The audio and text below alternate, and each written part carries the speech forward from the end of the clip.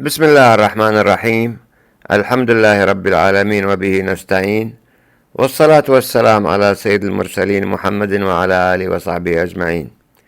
موضوعنا بعنوان استشاري يوضح أسباب السعال الجاف وكيفية علاجه منزليا.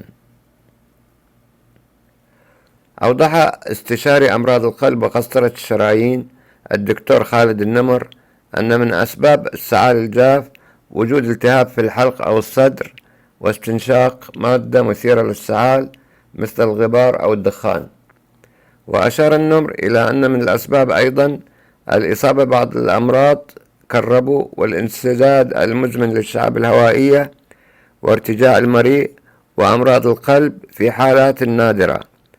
وأوصى باستعمال بعض العلاجات المنزلية التي لها خواص مهدئة للسعال الجاف، منها العسل والكركم والزنجبيل والثوم وأوراق الجوافة والمضمضة بالماء المالح والأرقسوس. والسلام عليكم ورحمة الله وبركاته.